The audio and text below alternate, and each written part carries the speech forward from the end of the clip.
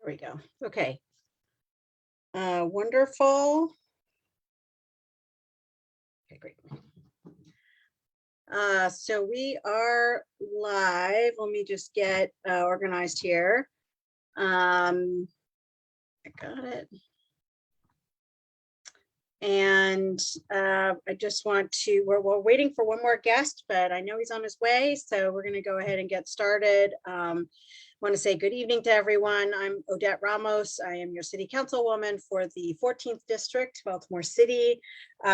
We are doing our Wednesday night town halls. It's a really great opportunity to get a chance to talk with some of our leaders in the city and also, you know, advocates as we go along, just depending on what topic we're talking about today. Just a couple, before we get to our guests, I just have a couple of announcements. We are very excited that our young people can get vaccinated against COVID-19. So the health department has integrated the pediatric COVID vaccine with the other clinics that they have. There's also opportunities at pharmacies and then the convention center on Saturdays. So it's really awesome. It seems like there's a light at the end of the tunnel here. I think we're still going to use Zoom, but there is a light at the end of the tunnel. And then also, many of you have seen that we have a new traffic pattern on 33rd and Hillen. I'm not excited about how this has been implemented. We are going to have further conversations with DOT to try to make improvements. I think we do need work on that intersection. So we're hopeful that we can continue to work with DOT in that regard. So just be patient and go slow when you go through the intersection as we try to navigate all the improvements that are happening. So, and then we also have a clean District 14 team that's working on doing cleanups across the district, but also coming up with a campaign to keep our district clean. So if you're interested in that, please email me. So I'm very excited that we're going to be talking today about small women-owned and minority businesses. There are two agencies in the city, well, there's three, but two agencies in the city that really work on this issue, and that is their sole focus, but they have slightly different focus. The Baltimore Development Corporation has been doing a lot of grants to small minority business entities, especially during COVID. I'm going to have them on in a separate conversation. We are waiting for Paul Taylor to join us. And he is the head of the Small Minority Business Development Agency, and we'll talk a little bit about that. But now we have here Chris Lundy. He is the relatively new 3-4 months, 5 months maybe, new head of the mayor's of the Minority and Women-Owned Business Opportunity Office. And, you know, this is really important as we talk about fostering our small and minority and women-owned businesses. And so I'm just really excited that they can come on tonight, and I'm really excited to be able to talk with them about this important work that's going on. Plus, there's some transformation happening given all of the work we're doing around changing things for procurement. So, Mr. Lundy, thank you so much for being here. Really appreciate it. Oh, thank you, Councilwoman Ramos. I really appreciate the invitation and you allowing me to have a forum here tonight to speak to your constituents. Thank you. So tell us a little bit of, well, before we go into description, I do want to talk a little bit about this word minority, right? We are actually a majority minority city. And so I think it's a federal description that we're using. But you know, I'm trying to change my language, and I used to be the chair of the Baltimore Hispanic Chamber, so we worked very well with the AMBU office at the time, and so I'm obviously sensitive to that because we are a majority minority city. Latinos are growing in population. Our African American community is still at 65-70%, but we still call it the minority office because that is a minority at the federal level. So, but I've been trying to say businesses who are owned by people of color. So what do you think about that, Mr. Lundy? So, Councilwoman, you're correct that it is a federal description. And we also, at the Minority and Women's Business Opportunity Office, so in the abbreviation is MBOO, so I'm just going to refer to us as MBOO throughout the conversation. Mhm. The city code actually defines it as a minority-owned business, as an MBE, and that is actually the code language. So it is something that is wrapped in what governs the office. At the same time, I'm completely open to exploring and changing the nomenclature for our office. We would surely be groundbreaking in our area, because I know that this is the universal language that people are using throughout Maryland and throughout the country when they're referring to these types of diversity programs to enhance these programs for businesses that are owned by people of color and women.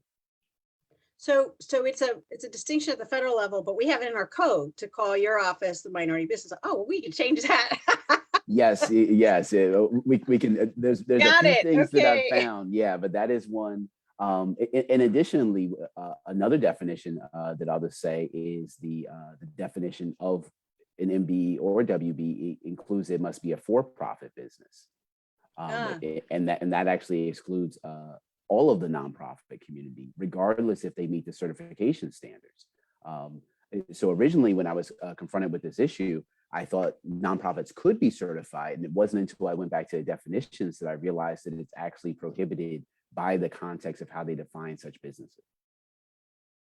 wow. So that's interesting, because I think the state has the designation for small and nonprofits, but the city does not. Okay, that's interesting. Okay, I'm seeing some legislation forming here. Because and I think we did have a situation in recently with the tree trimming contract, right? It was with, oh, that's separate then, because that wasn't a contract with minority businesses, but it still was a nonprofit. So that might have been, a factor. So tell us a little bit more about yourself and your office, and we'll for now use the word minority business until we come up with something different. But I think we should come up with something different. And Mr. Lundy, if you have an idea, let me know. But tell us a little bit more about yourself and our office in your office. Sure. So in terms of myself, I was raised in Baltimore. I've lived here throughout my life. I wasn't actually born here. My father was in the military, so we were moving around and overseas for a bit. But in all of my formative years and growing up, I have been in the area. I went away for school and was in school in Philadelphia, Wilmington, Delaware, Orlando, Florida, and then I returned back home to Baltimore, and I've been here ever since. My career, I've been a public servant. I've been primarily serving the citizens of Baltimore throughout my career. I did have a brief period of time where I worked for the Baltimore County Office of Law. But with my time in the city, I've been fortunate enough to work in a lot of different practice areas in the city's law department. So it's exposed me to a lot of city operations in working in the litigation practice group, affirmative litigation, general counsel, police legal affairs 2 times over. So it gave me a lot of experience in seeing a lot of the operations within the city. But I was primarily a civil litigator and formed over time to be primarily a federal constitutional litigator. But a lot of my work on the Certification Appeals Board for MBOO to review the chief's decisions. I was on that board for 7 years. So I got to be intimately familiar with the challenges that the office faces, the ways that people unfortunately try to skirt some of the rules that are within the code, and the types of things that we really have to work to avoid. So that in some of my experience in construction litigation really put me in a good position to be able to step in. And time is flying, maybe because when you were saying the time I've been here now a little over 3 months, which it feels like it's been even longer, and times it's just flying by. But I'm definitely passionate about serving the city, trying to work in collaboration to improve Baltimore. So in terms of the office, Well, let me just stop you there. So you've done litigation. So this is kind of new for you, right? Where it's administering a program and not really litigation.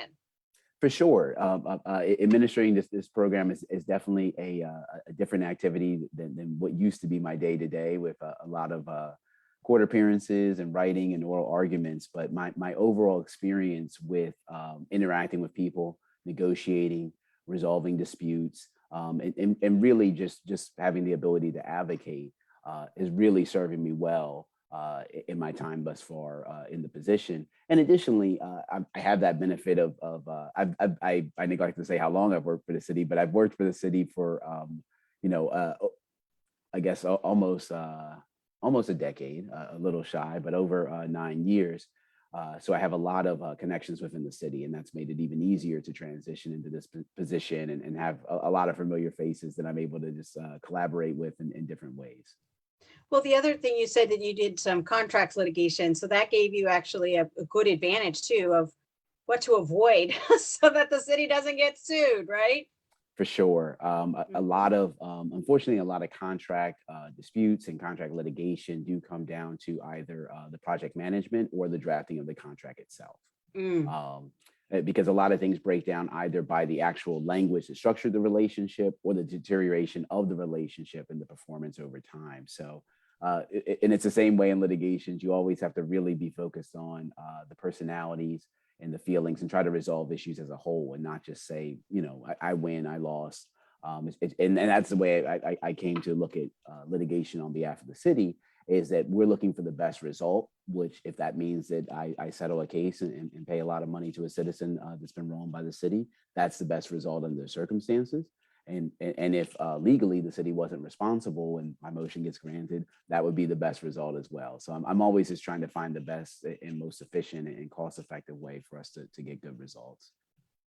Yeah, no, that's great. So thank that you've got great experience going in here. So, so tell us a little bit more about about the office.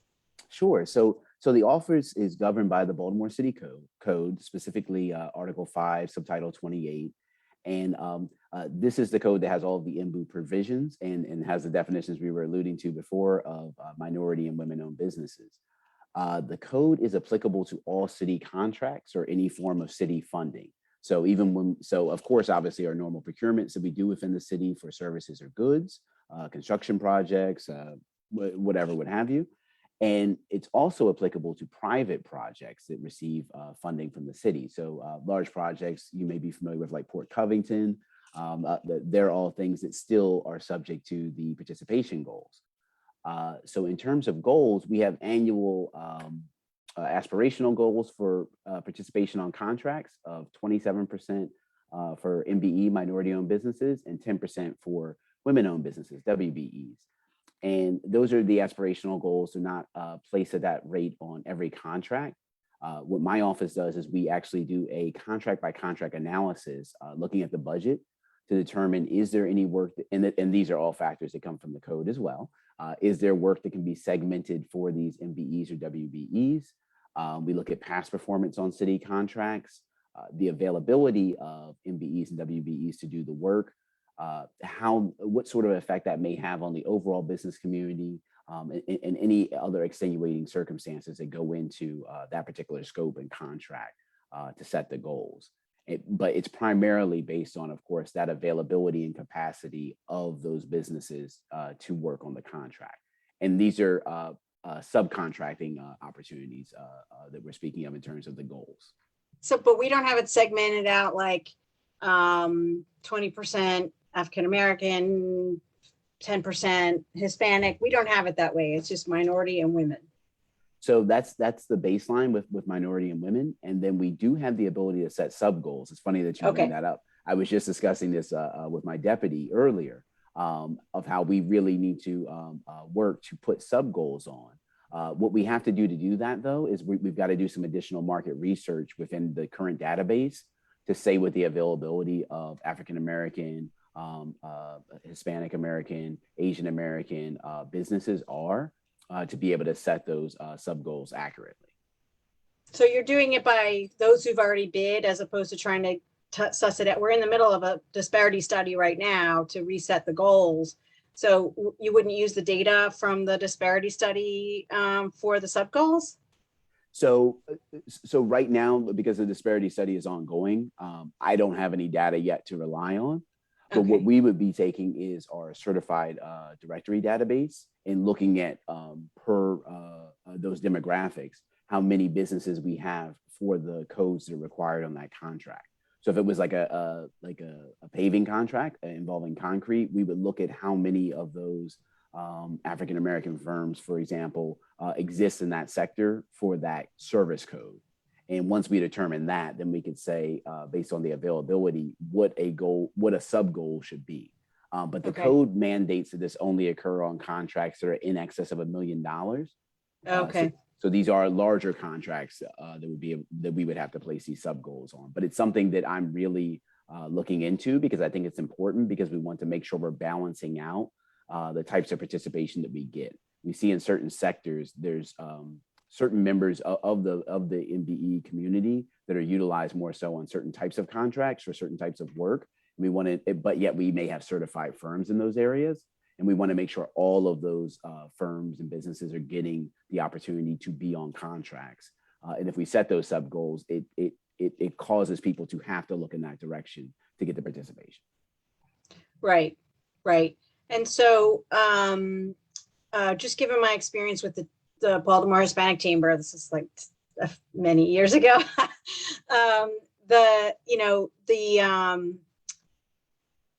it seems like well, we'll talk a little bit about the certification process. So somebody's interested in doing business with the city. There's obviously, people know like the, construction all the time, but there's actually a lot more opportunities, right? I mean, supplies, PPE in this case, and then so how does somebody, if they're a business that's interested in bidding on these kinds of things, how does that work? They go on the website, they have to be certified first before they can bid, right? Yeah, so there's a couple of certifications that you need to get. So the certification that you get from my office would be as designated as a Baltimore City MBE or WBE. What that means is you then would allow the work that you perform on a city contract to be able to count towards those participation goals. Mm-hmm. It's just absent that certification. You can always work on a city contract. It just absent that certification, it won't count towards the goal. So that process, you are able to do it online. Everything is now completely available online to you. And the website, we'll have to post it, but the website is if you go to the city's website, and it's under the law department. So law.baltimorecity.gov/MWBOO. And that will take you to all of the requisite forms that you need. But you can do the complete online certification application there. The primary things you need are, it's a brief paper, it's a brief few pages to fill out, but then you also just need proof of having an office space in the marketplace, which is beyond Baltimore City. It's also some of the surrounding counties. You also need to have your most recent tax filings, any licenses you need to operate that business, and evidence of your minority or female status via some sort of identification. And we're going to review all those documents. If you get everything to us the first time, we're going to go through everything. When I came in, unfortunately, we have had a backlog of applications, but we're working very diligently and have been able to add 2 people to the staff since I've been on that are just focused on applications for certification and renewal. I was saying that's good, because we were worried that you would be doing this all on your own. So it's a very small team, though. I mean, at this moment, I have a staff of 6, including my deputy. We do have 1 additional compliance officer that's coming on, scheduled to come on later this month. So we will be up at a total number of 8, including myself. But yes, we do need to grow very much so. But the certification will be all available online. It right now is taking, we're telling people at least 60 days to process everything in light of all of the prior renewals and applications that we have pending. But we're really working to get that time down. And I'm hoping within the next month, a month and a half, that we'll be at a much more efficient process. with some of the things that we're putting in place, and it'll be a little bit easier. But with that certification, you're then able to have all that work count towards the participation goals. If you're a prime contractor as an MBE or WBE, you can self perform up to 50% of the dollar amount of the goal. So that even helps you even be able to. Oh, that's get good, closer as because we well. were worried that with people, businesses who are actually minority or women owned, that they couldn't be primes. But it sounds like you fixed that issue. They can be primes, and then 50% of that work counts towards the goal. That's correct.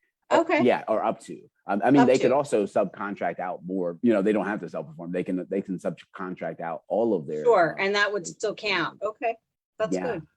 Yeah, so they can always be primes. I mean, the goal of our program is to graduate out businesses to be so successful that they exceed the federal SBA size standards. So they're no longer eligible to be an MBE or WBE. But in doing so, No, that I know. We want them to succeed and grow and don't have to worry about all that. Yeah. for sure. And as they're doing that, that means they're going to hopefully go from being that subcontractor on contracts to then being the prime that's in a position to bid on these larger contracts themselves, and create additional opportunities for that community. Mm-hmm. No, that's extremely important, because otherwise, the idea is to build that capacity, and then hopefully that they become primes and can do other things. Very much so. Yeah, but it's complicated. But what are some of the things that the city's looking for? The city's looking for, obviously, digging up the road. We got lots of roads to dig up. Supplies, PPE. What are some of those other things? Technology, right? We're looking for new technologies. Very much What are so. some other things? Yeah. So very much so in the field of technology. BSIT has a ton of different types of contracts in the tech field, in telecommunications. We need people in the health sector, whether that be, for transportation. Of course, we always have like needs to tow vehicles, do concrete work, roof repairs, tree planting, I think we alluded to earlier. And then, of course, supplies, the buying of supplies of all varieties, whether they literally be office supplies, anything you can think of, really. It's very, very broad for participation. I always tell people, whenever you think like, well, I have a business, food service vendors, we actually need more certified food service vendors in Baltimore. And I'm looking for people that can assist our Office of Emergency Management when they're trying to get food when we're in these emergency situations. Another one would be like snow plows for snow contracts, and also people that have additional equipment. We're working on trying to get participation for MBEs and WBEs for additional Bobcat equipment if we have some sort of Snowmageddon type situation come up. Which, who knows? We don't know. Global war, climate change. Who knows what's going to happen? But we got to be prepared. Yeah. Yes. So it's really, really vast. And then also another resource would be if you go on to the website and access our certification database. We do have all those NACE service codes. You can search by codes and see all sorts of, whether that be automotive repair. I'm trying to think of people I've certified and renewed recently of automotive repair, window tinting, transportation, consulting services of all varieties, engineering services, CCTV, sewer pipes. It's really anything you can think of, especially for all the operations that we have to have. And then we have vital things, of course, like telecommunications contracts that the police department and fire department rely on to be able to communicate and respond to emergencies. So it's really, really vast. The fire hoses, anything that we have, literally, a lot of detail, subject to procurement. And we're setting goals at IMBU. We're the code is permitting us to set goals on contracts in excess of $50,000. So of course, over that $25,000 limit, they require Board of Estimates approval. Under that amount, we're working to try to identify MBE and WBE vendors that, although we can't put goals on, but simply for this $40,000 procurement, why don't you try to get participation and award that to an MBE or WBE, and just keep that in mind. So is that threshold by our code, or is that at the state? That's by our code. That's ours. So lowering the threshold could provide more opportunities. Yes. Yeah. Right now it's stratified so that there's different categories of spend up to the $50,000 where we're able to make the applicable goals. Beneath that, it's a lot of more so me as my office assisting in trying to identify where we can just make those procurements. Sure. Yeah. Well, I mean, yeah, we want people to be able to get there, with the contract pretty quickly. And so everything that has to go through BOE always takes longer, but, having the opportunity for people to bid on some of this and have it count towards the goals, I think makes a lot of sense. Like I said, I got a bill forming in my mind, but we have passed legislation at the council level to have your office do more marketing, to be able to try to get more small minority business, particularly in the city, to participate. This is brand new, so I'm sure you haven't done anything about it quite yet, but that was one piece to try to allow for more people to participate. So you needed that additional capacity. So I'm glad you got 2 more people to help with that. Yeah, for sure. I mean, we're at the point where frankly, it is difficult to do as much outreach as I would like with the staffing that we have currently. But I will say I'm frequently addressing members of the business community and engaging in outreach, and I'm partnering with a lot of the local organizations, the Maryland Washington Minority Companies Association. Have really been great, and have had a lot of recent events that I've been able to attend and have great outreach. I was able to address a group of, I believe, about 70 business owners back in, I believe that was October, at a reception for DPW Director Mitchell. And that was a great opportunity. I've been able to take part with DPW in their Growth by Design business incubator to address businesses. They're seeking certification potentially and learning additionally about how to grow their business. M&T Bank's 0 to 100 Fall Accelerator program. I was able to address them as well. I've done presentations on certification recently to the Southwest Baltimore Partnership. I was just speaking yesterday morning to the founder of the Small Developer Collective that is going to be able to it's going to be able to have me address them coming up, their membership. And I do a lot of work with housing these days, with also being able to address their Community Catalyst grant recipients. And those have goals attached to them as well, don't they? Or no? Yes, as it is practicable. I was actually in a meeting this morning regarding that, where on some of these, it's going to be purely towards salaries. So we can't segment someone's salary and say, well, a portion of what you pay this individual has to go to a minority. So under those circumstances, we don't apply goals. It's just not applicable because we can't segment the work. But to the extent that we can, on a lot of the capital projects that involve construction and things of that nature, it's far easier for us to put the goals on it. But I try to do a lot of outreach in addressing these organizations and addressing contractors and vendors, so they get as much information as they can about what we're trying to do. No, that's great. Hi, Mr. Taylor. We'll get to you in a minute. I appreciate you being on. Yeah, the other question I had for you, Mr. Lundy, was there was a payment backlog. So some people feel like, oh, I don't want to do business with the city because they, don't pay. But apparently that's from a $20 million backlog down to what, 4 million at the moment? Is that the same thing? Are we talking about the same thing? I mean, was that the minority business and procurement backlog, or was that a different backlog? So the payment backlog is separate from my office, because we're out of the payment process. You're not responsible for paying anybody. You just want to make sure everybody gets certified. I got it.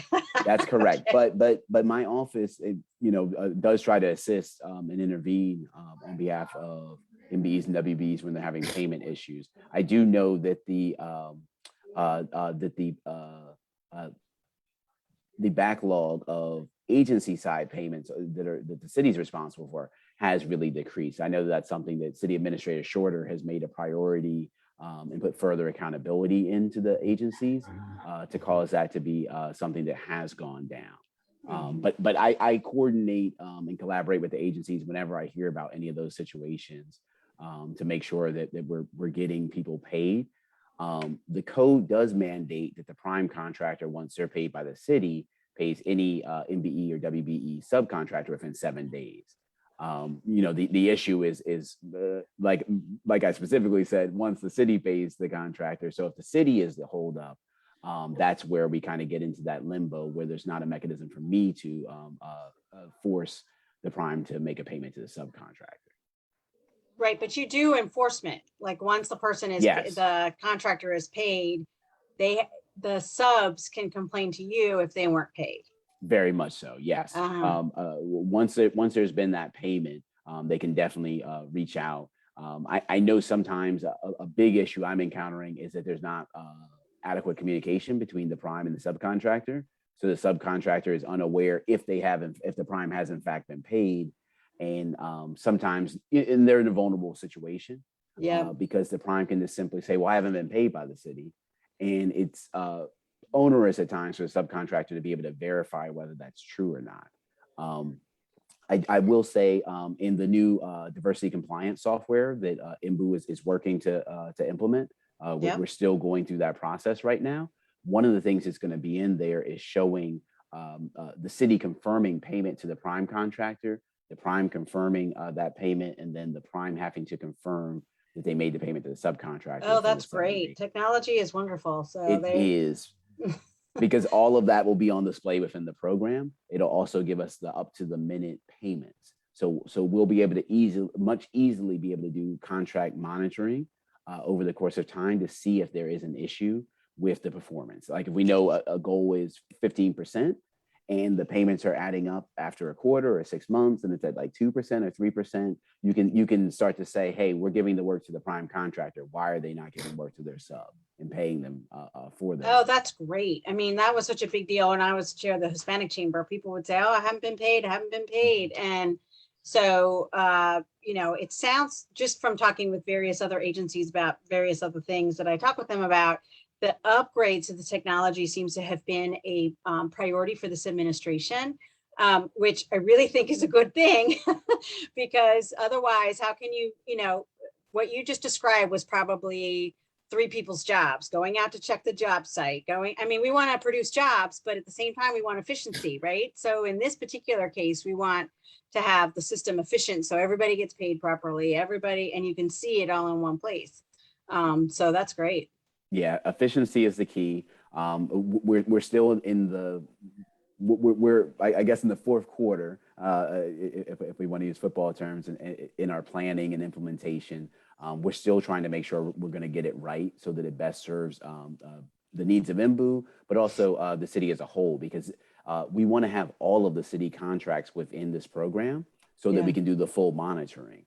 So the issue we're doing now is really trying to gather the data from the agencies regarding the contracts so that we can have all that stuff in there. And then once it gets rolled out, put all of the new contracts in there and have it also implement with our new city marketplace for business that's going to be replacing CityBuy Workday. Oh, that's good. That thing is clunky.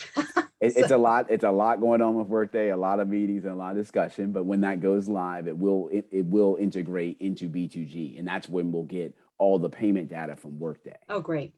So it's going to be a really excellent tool for the city, and I think it's imperative for the priority that we have throughout the city of trying to increase participation. We have to have the monitoring, and we have to have the ability to see how we're doing as we go along, so we don't get to the end of any contract. It's 2 years, 3 years, 5 years, 6 years, and be surprised by where we are with the participation levels, or be surprised that someone has now.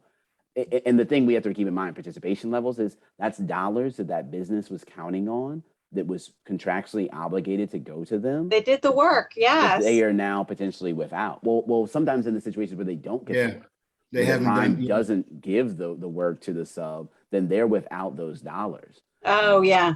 And that's a real impact on the business, because everyone's projecting out. And once you get awarded the contract and you enter into that agreement, you're banking on that money from that job or that project to come through. And when it's really the prime's misconduct, that's what we're focused on. And we're looking to give greater enforcement But it's something where a lot of my penalties, the true penalties are recommendations to the Board of Estimates, but we're doing enforcement from the standpoint of holding people accountable with the compliance reviews. So the board can really see if there's a renewal, an extension, an amendment, a new contract, whether these are people that are complying with their contractual duties in full. Yeah, no, that's great. It sounds wonderful that you're there and you're upgrading everything and you're making sure that the systems work. And I encourage anybody listening, if you're interested in getting certified, to contact the MBU office and they'll walk you through the whole process.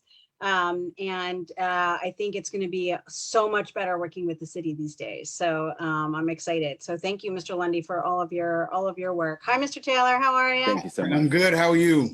Good, good. I'm so glad you could join us. Sure. I was having a little internet problems.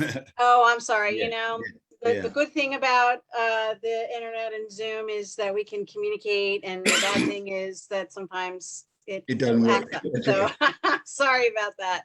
But it's so great to see you. I had introduced the whole topic around, how we're supporting small minority business. We had a conversation about, the word minority, and that, we have a majority minority city, and want to really I'm thinking through how that can be changed. But I know your work, you've been doing work to develop and help small minority businesses grow and That's establish and evolve, right? So tell us a little bit about yourself and also the agency.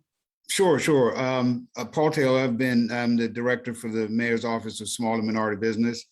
That office is currently located at 3000 Druid Park Drive, and there we provide technical assistance to small businesses. And what that means is not helping you fix your computers. It really is helping you to go to navigate the startup of a business, the operation of a business. We make sure that we help you to figure out where are city resources to provide you with assistance to help you grow your business, to help you fund your business. I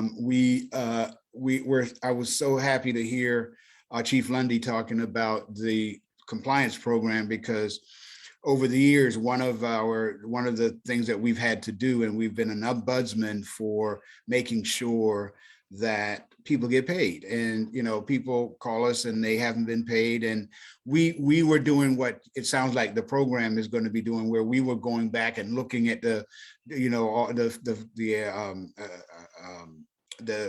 making sure that all the finances and the accounts payable, making sure that the prime has been paid, and if the prime hasn't been paid, then answer us to why haven't you paid your subs. So that's been some work that we've done over the years. We also help people just navigate. A lot of times what we get are people calling the city and says, I need help with a small business and I don't know where to go. I want to start this business, or I've started this business, but I don't know what's available to me. And so we help guide them through that process. And we have counselors that provide that assistance. We have the ombudsman, as I mentioned earlier, that can provide some technical assistance. So we help guide people through that process. We also have classes at the Small Business Resource Center. Those classes are a number of things. One is business planning. So if somebody's saying, I want to start a business, I've gone to the bank and the bank says you need a business plan, we help them facilitate that business plan. We go through a course that they can learn. We have programs such as our 0 to 100.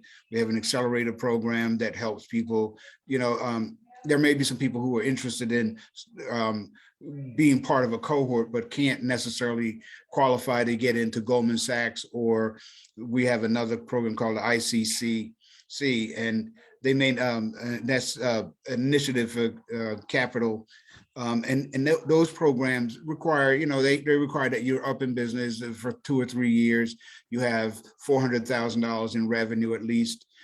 So what we said was, wait a minute, there are a whole lot of people that are being left out of that. So we started a program with M&T Bank, and we provide a course. It's a cohort that they sponsor, and we actually walk them through a 11-week course in starting and operating a business. And what we hope will come out of that is that they end with a business plan. So those are just some of the things that we do. We also act as an advocate, where prior to Chief Lundy coming there, we helped develop the research that really identified all of the agencies that were the bad actors in terms of not paying our contractors. That was not a good thing, but we were able to figure it out. Sometimes it was as simple as, the person who was responsible left and nobody picked up from there. It was things like that. So we were able to help do that. We also, we have a portal. It's called Baltimore Sourcelink.com, and Baltimore Sourcelink is a portal where we said, there are days when after 4 o'clock or 5 o'clock, when everybody leaves the office, small business people who are working 18 hours a day want answers. And so we created a portal that they can go to and look for, search for, and identify things that they might be interested in, such as looking for where they can find out about funding that might be available, where they can find out about City Buy or how to become certified, or so we help them map through those. There's also another certification that we help people with, and that's the pre-qualification. So there are contractors and engineers that need to be pre-qualified to perform services in some of our major city contracts, and so we help map them through that. So those are the major things that we focus on, is really helping people to navigate the city systems so that they can get access to opportunities within the city. And when I mentioned the Baltimore Sourcelink, one of the things that we found out, we thought that most people would search for money because, you're starting a business and money's the lifeblood of the company. What we found out was people are searching for where can they get the different certifications or permits to start and operate their business. And so that led us to understand that maybe the city's website wasn't as clear as it should be. It's just very convoluted. Who would know that in order to get a permit to get a sign on your building, you had to get a permit for that, and that is not in the permit office, it's in Department of Transportation. So how would you know that? And so we help Well, and people. in some cases, people need a zoning change. So how would they know that? How would they right? know what to do? Yes, Yeah. exactly. Or one of the big things that we have is people have spent some money, they're up and they're ready to open up their store, and they need a use and occupancy permit. Where do they go to get that? How do they process through that process? So we've been there guiding people through those processes. And then the other role that I have is I sit on a couple of boards. The Baltimore Community Lending is one, and the NIFT board, Neighborhood Impact Investment Board. And what we try to do there is to make sure that the voice of the small business community is present, and we make sure that programs that they are developing are relevant, and that small businesses and minority businesses can participate in those programs, and make sure that the doors open. So those are the roles that I play primarily in the work that I do. Yeah. So, Paul, I think, Mr. Taylor, we met when I think I first started my business in 2005. I used to have hair then.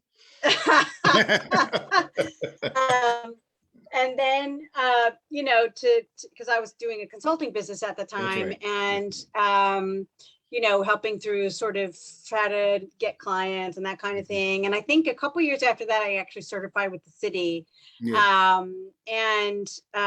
But then we met again when I was chair of the Baltimore Hispanic Chamber. So it really seems like your office is going sort of leaps and bounds, like beyond that initial scope of, developing small businesses. It's actually, you've become an advocate. Yes. As well, where people come to you because they're having other concerns about, permits or about, these websites not clear or whatever. And I didn't realize that, I know that's an important role. But, sometimes I just even dawned on me that, like, where do the people go for those kinds of things, Yeah. So it sounds like that's been a great resource. And then you were at 33rd Street. That's where we met, but then Hopkins took over that building, and now you're over at Drew Park 3000 Drive. Druid Park Drive, yes. What I did was I moved the Small Business Resource Center over there, which is still under me, and also Main Street is under our purview. Right. So I moved the office there. And then when COVID happened, I said, and my office was actually in City Hall. So what I did was I moved my whole staff over to 3000 Druid Park Drive. And so we operate our entire operation from that office now. Gotcha. So the Main Street is also under your purview, and Sean Yes, sir. Sinet is the new Main That's Street exactly person. right. Yes. Excellent choice, by the way. Excellent Good. choice. Okay. Yeah, good community Known guy. Sean for years. He Right. is great, and he's really doing a great job of promoting all of the Main Streets. Absolutely. And it really fits actually to have it in your office, because these are businesses that are often, they're people who live down the street, or, That's right. they're trying to also That's right. maneuver how to get to one of the buildings, right? I mean, I live off of Green Mountain Avenue. So we have a few vacant properties that we're Right. looking to be able to fill. And so, his role has been also to help technical assistance with the That's right. new Main Street manager, but also the promote the area so that businesses actually want to come to the area.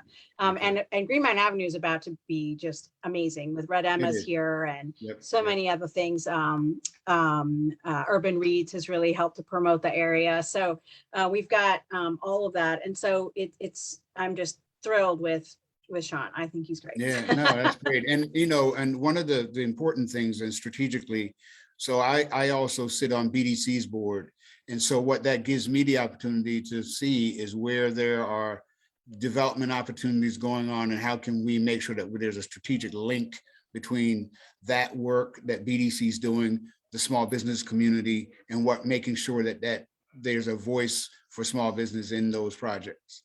Yeah, so they I'm going to have them on for another subject, but they also did a lot with the during COVID to give grants specifically to minority and small businesses and women-owned businesses to survive this thing. That's right. And they never thought they'd ever be a grant-making entity, but here they are. And it wasn't easy. we went through a few iterations of that thinking. And my office provided technical assistance to a lot of the small businesses who were looking for grants, who needed to navigate that system. For sure. If there are any listeners out there that are, because there may be some new grants coming down the pike in the future here, for the small business community, one of the things that I would ask them to do today or tomorrow morning is to go to the Department of Assessment and Taxation's website and make sure that their business is in good standing. And what that means is that you've paid your personal property tax. It's not just your income tax, but your personal property tax, because that entity, a lot of small businesses missed out on the grants because they didn't have their paperwork together. So if you go to the Department of Assessment and Taxation, I'll run a website for those of you that are ready to write it down. It's dat.state.md.us. And you can go there and look up your business entity, and then make sure that you know what's going on with that. You're in good standing. So that's dat.state.md.us. Very important. In fact, Chief Lundy can't even complete your application if you don't have your status in good standing. So those are the kinds of things that are important. And a lot of times small businesses don't realize that when they go after a contract opportunity, they may be perfectly skilled, have everything ready to go. And when the agency or somebody reviewing their application or RFP looks at whether they're in good standing and they're not in good standing, they're not eligible for that contract. And it's not a good, it's a very sad situation. And sometimes, and it's so easy to file your personal property tax. I mean, the form is not that hard. Absolutely. It's and it's the personal property that the business owns. So like the computer and the inventory and all of that. And then you pay a percentage to as a tax, but it's not that hard. And so it's really important because it actually flags for Chief Lundy's office and other places that you Yeah. don't have your stuff together because you Right. can't do a simple form. So That's exactly right. That's exactly right. Yeah. yeah. So So we help that's people with great because those you've kinds of been things. such a big part of so many businesses in Baltimore, and Mhm. you've been able to, well, just like all of us had to adjust in this Right. crazy COVID Right. time. Right. But we, I think, have a new emphasis on trying to, from the city perspective, on trying to enhance our minority and small businesses. That's right. I think the mayor's going to make an announcement actually on Monday. Yep. And so that is extremely important. I mean, I have this vision for Green Mountain Avenue that it would be an international place with all this great, amazing food from all over the place and culture. And it's already starting and it's really Yeah. Yeah. amazing. So, Yeah. being able to, and during COVID, people just started their own businesses. They were laid off or they did something else. And so they started a side hustle, and the side hustle has Came become That's right. That's exactly. right. Yeah. And so that's cool. I think that's Yeah. great. People have been having to be innovative, and here Yeah. you are. You have these great businesses that have popped up, and maybe they That's don't right. need a brick and mortar, right? A lot of people are Right. working from home. That's exactly right. Yeah. Yeah. No, I think, the COVID actually got all of us to slow down a little bit and reassess our priorities in life. And one of them is going into an office every day with your uniform on is maybe not such a good idea anymore. Now that Right. you can actually work from home and do great, So we're looking at opportunities to do that. For instance, one of the things that's coming up soon, and if anybody's interested, the GoDaddy is partnered with Impact Hub and our TA network to provide small business with websites Oh, and great. help them and Great. actually walk them through how to build a website. Oh, Not great. only how to build it, but how to increase your visitation to that website. And so we're doing a program. It's going to be a cohort again, where over the next year or two, we'll be able to bring people in and help them build their website. Because if you don't have a presence on the web, now you can do business anywhere in the world with anyone anywhere in the world from your living room, and so and having a good website that's attractive, that will bring people there, and making sure you have all the proper SEO tools on there will be a great resource for a lot of small businesses.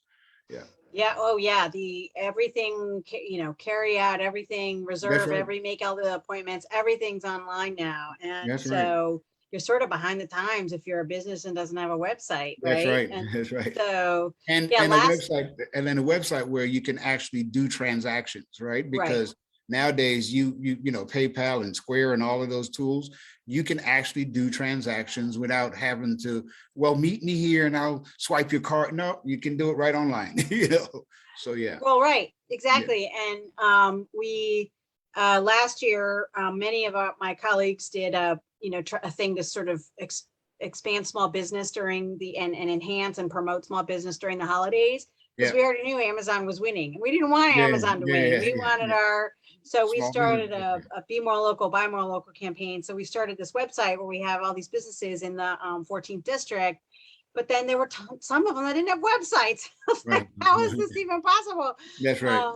So we did a bit to help some of them, but I'm going to ask them if they don't already have websites to find you as well. Yeah. Many of them are doing fine right now, so we're Right. just doing a sort of milder campaign Yeah. promoting.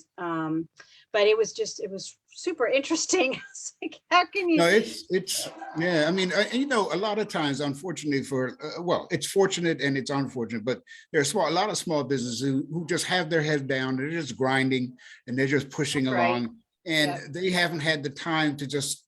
I usually call it, you can work in your business and that's great, but let's work on your business, which is to now take that step back, take a look at your business and figure out where are those strategic places where we can enhance your business growth, and really look at what resources are available to help you. And a lot of times, if we don't have it, we can begin to construct it, because we've found that we can find, there are lots of people who are willing to teach some of our classes and teach some of the programs. There are major corporations who have invested, who are interested in investing in the small business community because it benefits them also. So we figure out ways to do it. So yeah, those are some of the things that we've worked on over the years. I could go on and on and on and on about all the stuff. I know, no, it's great. Well, and you've learned from each one, and then there's another crisis. You do something, That's you learn exactly about, right. and then Yeah. So and you're already a trusted entity in the community, so that's important. One last question before we have to go for both of you. Obviously, our Spanish speaking community, our Hispanic community is growing. I predict we're going to have popping up Latino businesses all over the city very soon, which is a good thing. Yep. And I just want to know if both of your offices are ready for that. I mean, we need to have people who speak Spanish and people who look like me to be able to be in your offices to meet that demand. Yeah. So one of the things that we know now that we have to hire a couple of additional counselors in the office, and my focus is to have someone who definitely can speak, one or two people who can actually speak Spanish, so that we can make sure that we can service that whole entire community. I've got people in mind. Oh, I'll good. send Good you. to hear. Especially banker types. We also work with Mima, Catalina Rodriguez Lima, who's been very, very helpful in whenever we need translation or we need to make sure our documents have Spanish language access. We make sure that she's there to help us with that. Yeah, and she translates everything into the 5 languages that we have in the city, which is English, Spanish, Mandarin, Arabic, French. Yep. I think that's it. And but it we have a very large refugee community because we're one of the best places for refugees to be. So so then that's really great. So well, I'm glad to hear that you're trying to hire somebody. I will definitely send you some ideas. And then Chief Lundy, you just hired a couple people. I hope one of them is a Spanish speaker. So I know for sure right now my investigator is a Spanish speaker and has been doing additional study to be able to assist and relate in site visits. And we've been exploring, also the city contracts are available to our use for interpretation services to the extent that we also need that to assist as needed. But surely it is a priority to us, and we want everybody to have equitable service as much as possible. And one last thing I just want to touch on, because I did want to highlight Director Taylor is 100% correct in terms of how the website sometimes is not as useful and clear cut as it should be. I just was working on this morning the revised frequently asked questions and presentation for our IMBU website. So it is going to be looking different. And the whole goal is going to be to make everything more clear cut, go into some more details about things in the office and our process, and just make it more accessible to everyone. So hopefully that's going to be rolling out. Hopefully for the next couple of weeks, but no later than a month. I don't anticipate, but BSID is going to be working in collaboration to support us in making those changes. Excellent. That's great. And for us, I just wanted to repeat the website that we created, which is the portal that provides people with access to information, is the Baltimore Sourcelink.com. So that where we have 137 different resources, and we also help people navigate the city's website through that portal. Oh, okay, great, wonderful. Well, I have what I generally do after these town halls is type up my notes and post them on my website. This session will be on Facebook forever, and I also post it on YouTube. So I can't be on YouTube and Facebook at the same time. At some point they'll fix that, but we do record this and then post it on to YouTube as well, so anybody can look at it. So we'll continue to push out these websites and push out this information, because we want all of our small businesses, our women-owned businesses, and our businesses owned by people of color in Baltimore to be successful and to have all of the opportunities to participate in contracting and any other opportunities that we have because it's extremely important, and that's the basis of a rich and amazing city. So Yep. I support you both 100%. Anything that I can do to help, please let me know.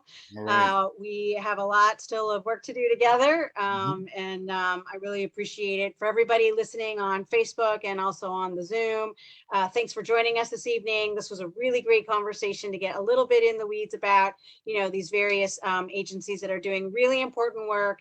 Everybody's communicating and talking to each other, but it's important to know the difference between the two.